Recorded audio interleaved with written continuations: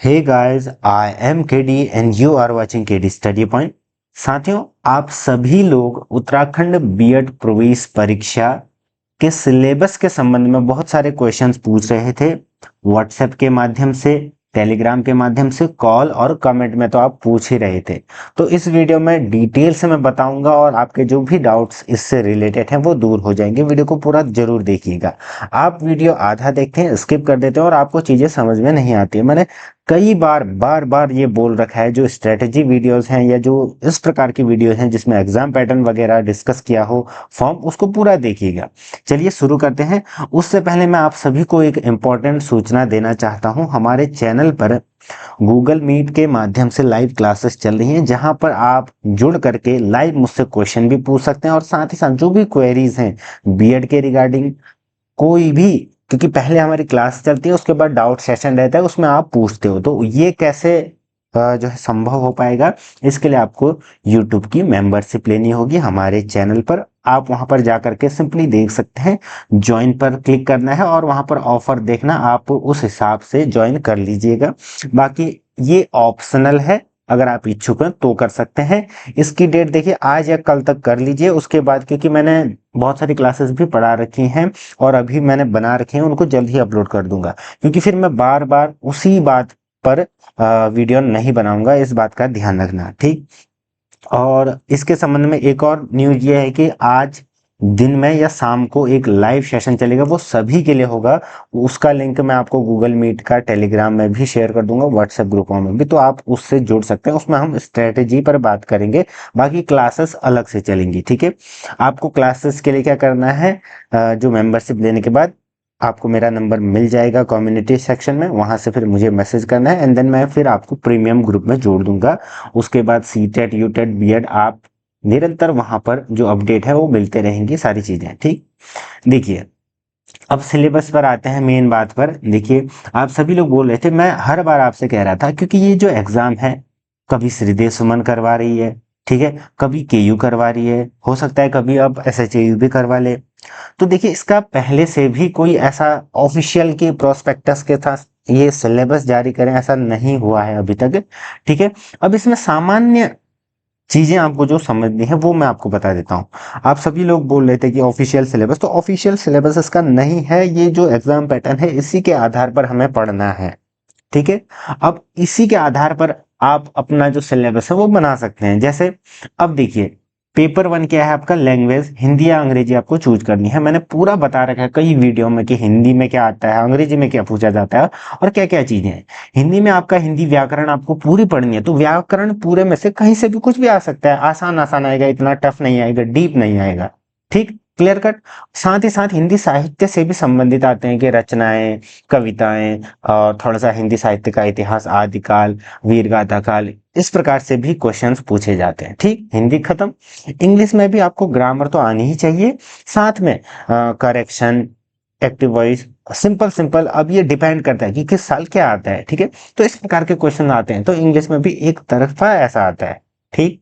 English का लगभग हर साल एक जैसा आता है, बट हिंदी में थोड़ा सा कभी टफ कभी सरल, इस प्रकार से आता है, ठीक। तो लैंग्वेज का मैंने बता दिया। दूसरा है जनरल नॉलेज और रीजनिंग का। देखिए, जीके का मैंने बताया था कि उत्तराखंड बीएड प्रवेश परीक्षा है, ठीक है। तो जीके में आपका उत्तराखंड पर विशेष ध्यान दिया जाएगा। तो उत्तराखंड का एक तो बेसिक जीके, उसकी वीडियोस मैंने बना रखी है, मैं लिंक भी शेयर करूंगा।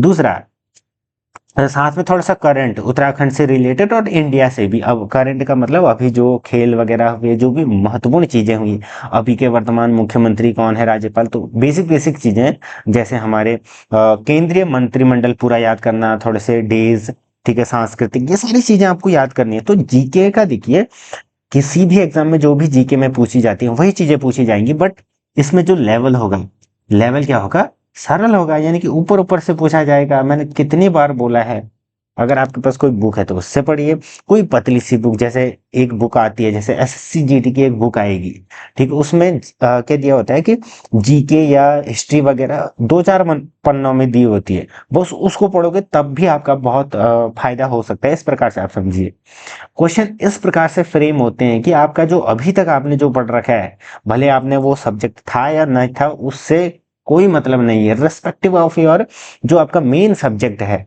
आप साइंस आर्ट्स से संबंध नहीं है यहाँ पर मतलब है कि आपको जनरल अवेयरनेस कितनी है, आपको जीके सामान्य ज्ञान कितना पता है उत्तराखंड के बारे में, यही चीजें हैं। ठीक है, इस पर मैं एक वीडियो बनाऊंगा कि उत्तराखंड जीके पर, हालांकि मैंने बना रखी है, जो उसमें नहीं इंक्लूड है उनको मैं फिर एक और वीडियो के माध्यम से आपको बता दूंगा। ठीक, जीके ये हो गया। अब रीजनिंग देखिए, रीजनिंग आपने देखा होगा कि रीजनिंग के बहुत सारे टॉपिक आ जाते हैं। अब जैसे ही आप रीजनिंग सुनते हो तो रीजनिंग के बहुत सारे टॉपिक आते हैं, जैसे फर्स्ट में ही देखें आगे रहती हैं, तो ये कोडिंग, डिकोडिंग, एनालॉजी जिसमें समानता पर आधारित होते हैं, क्लासिफिकेशन, समान ढूंढना, ऑड वन ढूंढना, मतलब इसके जो फैक्टर होंगे ना बहुत सारे बन सकते हैं। ठीक है, तो आप इसके लिए क्या कर सकते हैं, मैंने हर पेपर के लिए बोला है कि आप पीवाईक्यूज देखिए बस, फिर आपको सिलेबस देखने की जरूरत नहीं है, फिर पता लग जाएगा।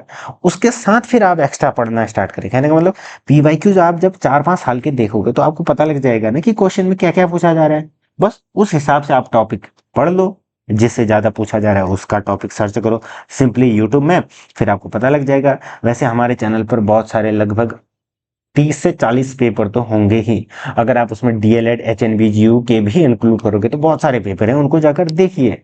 ठीक, तो इसके बहुत सारे सिलेबस यानी कि टॉपिक हैं, सब टॉपिक, तो उनको भी देख सकते हैं, बट मैं ये रिकमेंड करूंगा कि आप पीवाईक्यूज देखिए तो आपको पता लग जाएगा। ठीक है, जैसे रिलेशन वाले होते हैं, रैंकिंग वाले, तो बहुत सारे आपको देखने को मिलेंगे। रीजनिंग हो गया, और फिर दूसरा हमारा आता है ये, इन दोनों का मैंने बता दिया। अब टीचिंग एप्टीट्यूड का मैंने तो पहले से ही बताया कि इसका कोई बेसिक सिलेबस है नहीं। पीवाईक्यूज देखिए, और इनकी क्लासेस हम रेगुलर करवा ही रहे हैं, तो उनको भी आप देख सकते हैं। दूसरा ये देखिए, ये एक ऐसा सब्जेक्ट है जो स्कोरिंग है बस, लेकिन आपको एक बार एक अप्रोच इसकी पकड़नी होगी कि ये किस तरीके से सॉल्व होता है, हमें इस पेपर को सॉल्व करने के लिए क्या सोचना पड़ेगा, सबसे पॉजिटिव आंसर देना है, बच्चा कभी गलत नहीं हो सकता, सबसे एप्ट, चारों उत्तर सही जैसे भी लगते हैं बहुत बार। ठीक है, तो बहुत सारी चीजें आपको ध्यान में रखनी पड़ेंगी इसके लिए। तो टीचिंग एप्टीट्यूड उस प्रकार का। बाकी वैकल्पिक विषय का अब मैं क्या बताऊं, वैकल्पिक विषय आप अभी तक पढ़ते आए हैं, आपने यूजी कर दिया, आपने 12th 11th 10th, अगर मैं इस ऑर्डर में जाऊं तो आपने बहुत पढ़ रखा है, तो ये तो इसकी समझ आपको ज्यादा होगी। ठीक है, बेसिक चीजें आती है, मैंने साइंस के लिए बताया था कि आप 9th 10th की एनसीईआरटी लगा दो, बहुत है। बाकी कुछ बहुत जीके वगैरह जो जनरल साइंस वाले क्वेश्चंस हैं उनको फैक्ट वाले याद कर लो, ये हो गया। अब जैसे आर्ट्स वालों का मैंने बताया था, जैसे एसएससी जीडी या किसी की भी बुक आती है उसमें 2-4 पन्नों की जो भी हिस्ट्री रहती है, ज्योग्राफी सारी इंक्लूड होती है, तो उसको पढ़ लो, खत्म कहानी। मतलब फैक्चुअल चीजें ऊपर ऊपर से आती है, मैंने बोला था आपको। इवन